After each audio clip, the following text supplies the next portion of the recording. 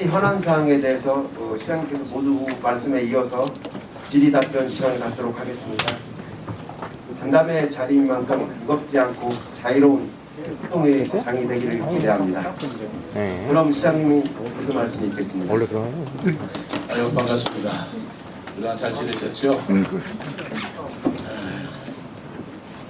내일 모레면 추석인데 내일 이후가 이제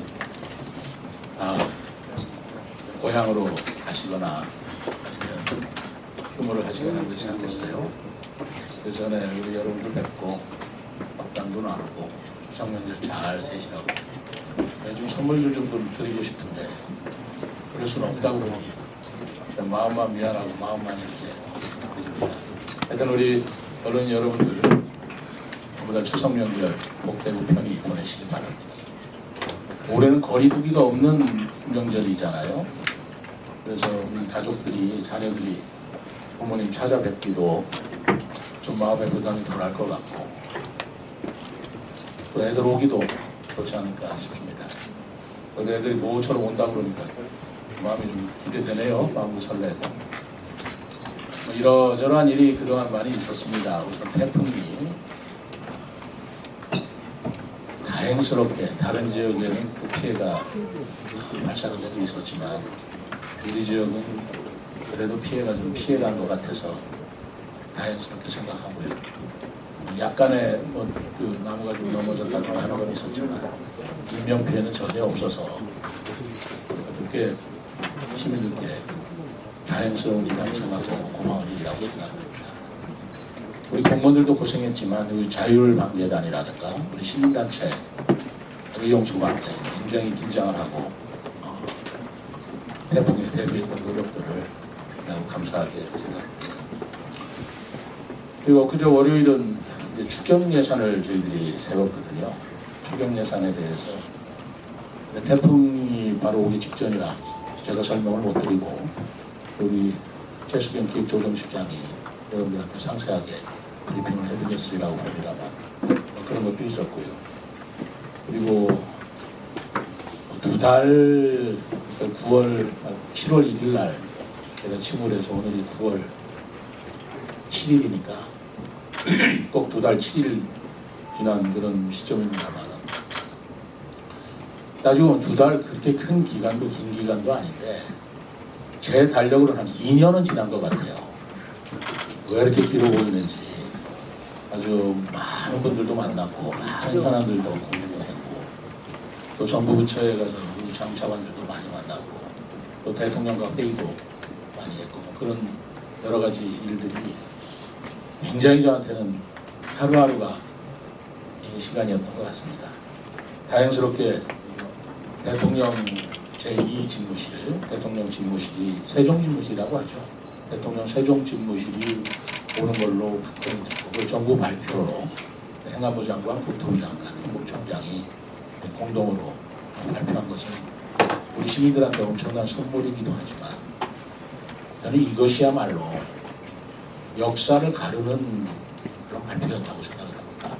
왜냐하면 우리가 수도라고 할 때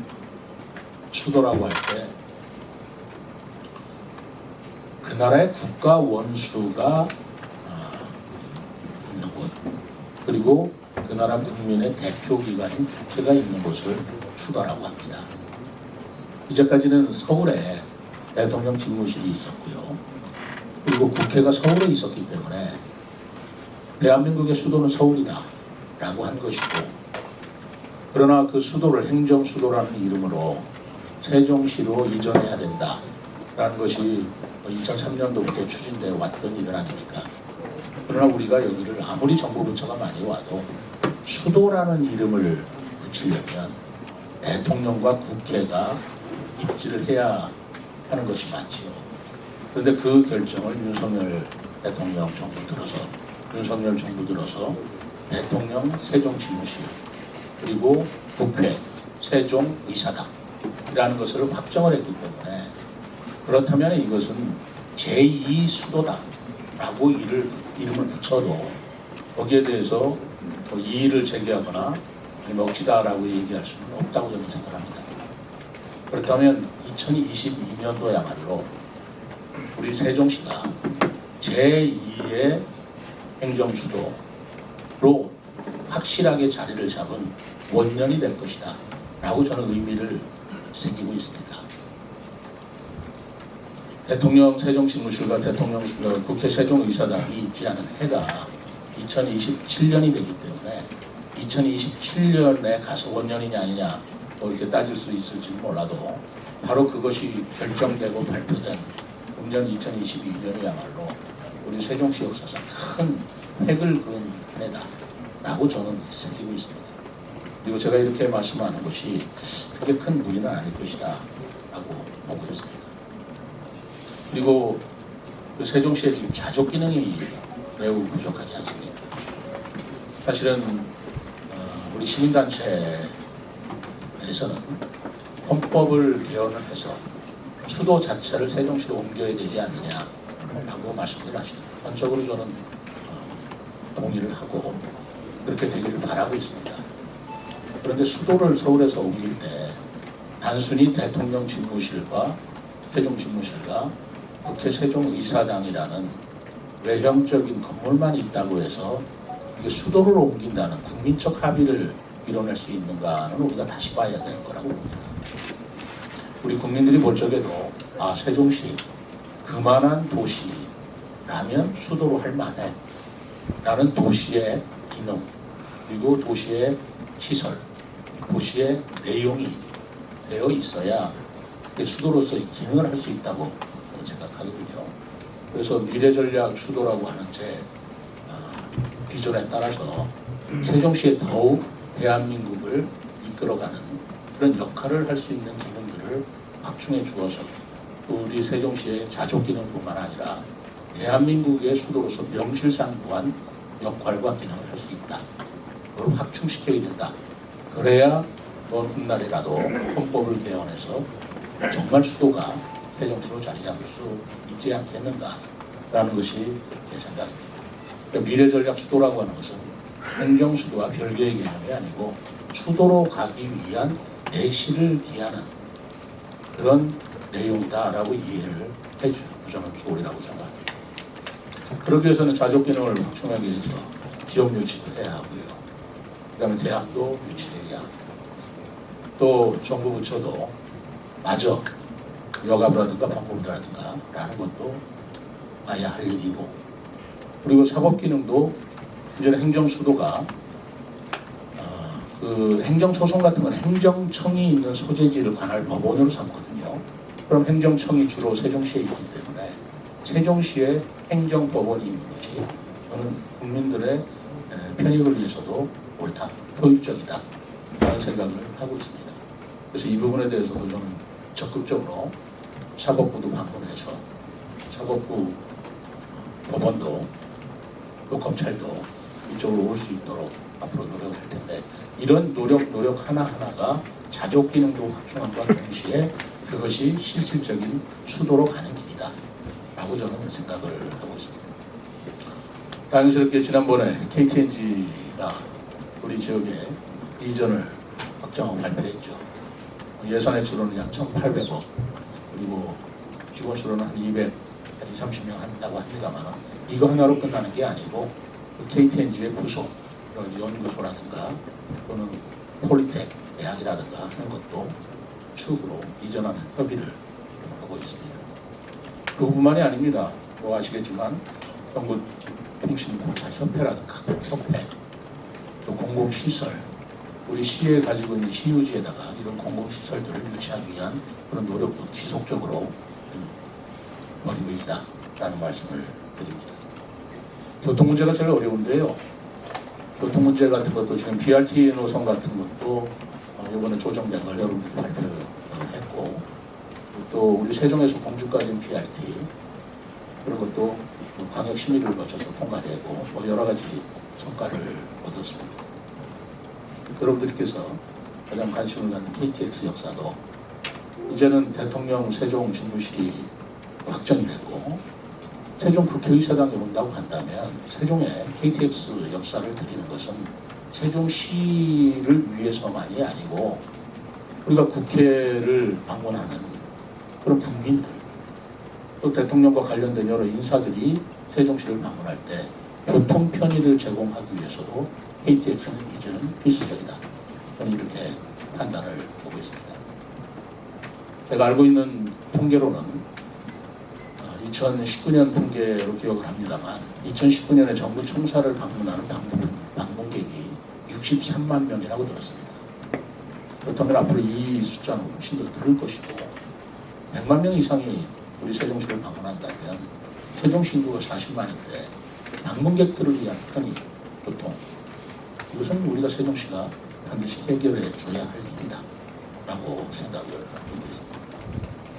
반면에 우리 세종시의 그 아파트 탐중 부지로 인해서 고통을 많이 받는데 이 부분에 대해서도 저는 지속적으로 주택 청약 그 비율을 현재는 우리 지역 주민한테 60%가 되어 있습니다만 늘려야 된다라고 줄기차게 주장을 해왔고 또 KTX 세종 역사뿐만 아니라 삼중 규제도 완화할 수 있는 대로 완화해야 된다라는 주장을 언론을 통해서 계속까지 해왔기 때문에 제가 때가 되는 대로 오늘도 제가 국토부 장관을 만나려고 합니다. 국토부 장관을 만나서 이 문제를 정식으로 다시 건의를 드리고 재검토를 해달라고 요청을 할 생각입니다. 아무튼 이런 여러 가지 일들을 추진하고 있다 보니 저도 바빴고 여러분들하고 자주 이렇게 만나고 싶지만 그러지도 못한 그런 상황이었다라는 걸 좀 이해를 해주시고요. 오늘 제가 말씀드린 여러 가지 사항이 다 예산이 뒷받침되어야 하기 때문에 이번 추경 예산에 이러한 저의 새로운 시정의 의지를 담아서 추경을 만들었습니다.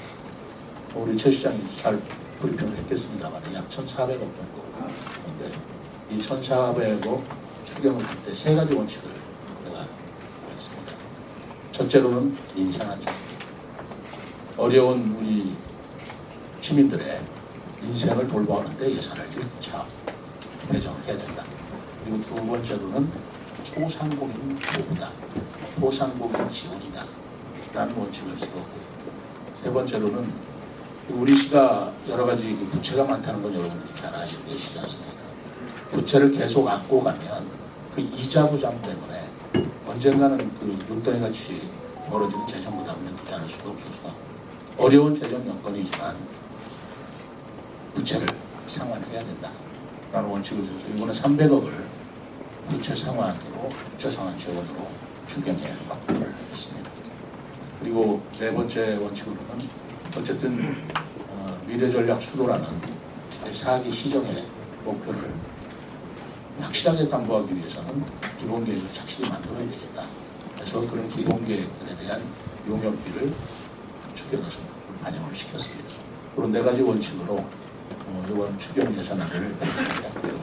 그것을 우리 언론인 여러분들한테 브리핑을 해드렸는데 얼마나 잘 전달이 됐을지 모르겠습니다만 언론 보도를 보니까 잘 시민들한테 전달을 해주셔서 이 자리를 빌어서 감사하게 생각을 여러 가지 사항이 있겠습니다만 또 여러분들의 그 말씀을 더 듣기로 하고요. 한 가지 좀 말씀드릴 것은 제가 이렇게 그 시민들하고 또 언론인 여러분들하고 만나다 보니까 세종시의 자살률이 높다라는 그런 말씀을 들어서 그럴 리가 있는가. 왜냐하면 제가 읍면동 순방을 하면서 읍면동 지역 주민 대표들하고 이렇게 얘기를 해보면 그 이 세종시에 사시는 삶의 질, 만족도가 굉장히 높더라고요.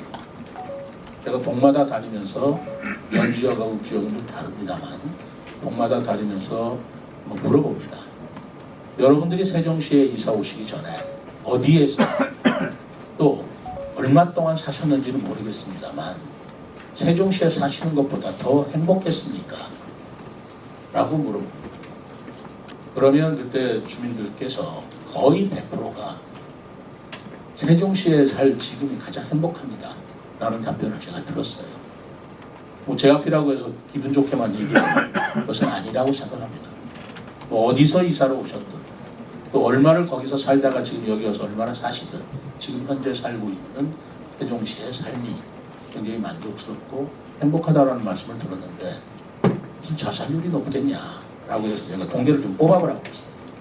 그랬더니 제가 생각한 대로 우리 세종시가 지역 안전지수, 거기에는 뭐 감염병, 또 범죄, 또 뭐 어떤 극단적인 선택, 증거 같은 것을 포함해서라도 방역단체 중에서 1등급, 1위를 기록하고 있고요.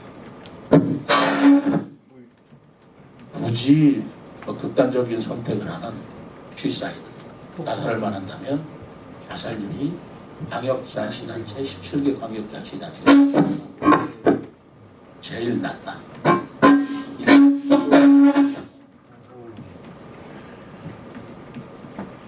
네, 뭐 그걸로는 가장 낮은 그런 통계를 우리가 발견할 수 있었습니다. 그래서 혹시나 그런 부분에 대해서 언론인 여러분들이나 한가는 무슨 얘기가 있다면 그건 아니다. 세종시가 행복할 뿐만 아니라 가장 안전한 곳이다. 자살률도 전국에서 가장 낮다라는 것을 새삼 말씀드리고 싶네요. 뭐 이런 여러 가지 말씀을 드렸습니다만 아직도 뭐 부족한 게 왜 없겠습니까? 오늘 추석을 앞두고 가볍게 뭐 생각나시는 대로 저한테 질문을 주시면 제가 성실하게 답변을 해드리도록